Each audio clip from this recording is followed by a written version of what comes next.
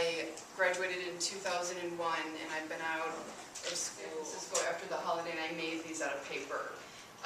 Traditionally, I have an MFA in Louis Vuitton, but anyways, it's this French brand. It started in 1854, and their bags are really well. And then this is a little, this is a false. Like, I went to CCA, and they're very big on architecture in that program, so here's my balls. Make paper trophies commemorating things that I learned that were good growing up. So Mercedes convertible, and so I actually remaking it. I had a good name. So then my friend opened up this space in Lower Haight, and I was the first show there, and it was a storefront. And once sometimes I come up that 3 weeks into the show, Louis Vuitton called me down to their office in Union Square.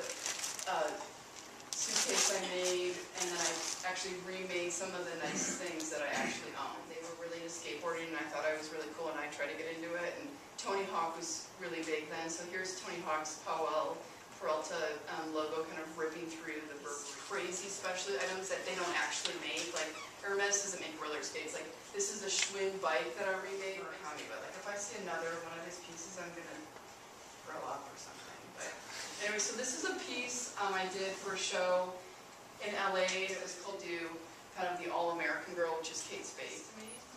One of their advertisements that I repainted, this is a gouache on paper, and it said that day he fell in love.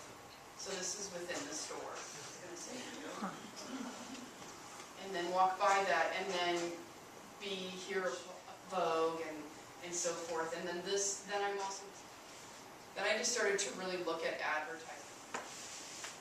And they're all pretty much around, I show you, there'll be some bigger ones, but they're all pretty much the same size, give or take, one of everything. And then it just kind of becomes about the pattern and the stacked idea of luggage. And a lot of layers, and then I put a lot of layers of paint on them as well to kind of seal it. Because I kind of think about it like this. I don't know, 8 years ago I was at home again, and my mom actually had a real Louis Vuitton purse, but inside the purse was a fake. This was probably, let's see, I don't know, Where Did You Go? And then it references my last show, which is the Chanel picking basket. Cleveland, the Spoywood, who turned like 100 and whatever, 50 or 25, and they make up what a gym would be for me, or if someone had a personal gym at their house, what it would be like. So this was a great project because I added the mirror. Also, I could make up things like, the bench press could be anything. It didn't have to be Louis Vuitton. Is some of that PVC pipe? No, it's just paper rolls. Yeah. Goyer things like, would it make a bench press Goyer?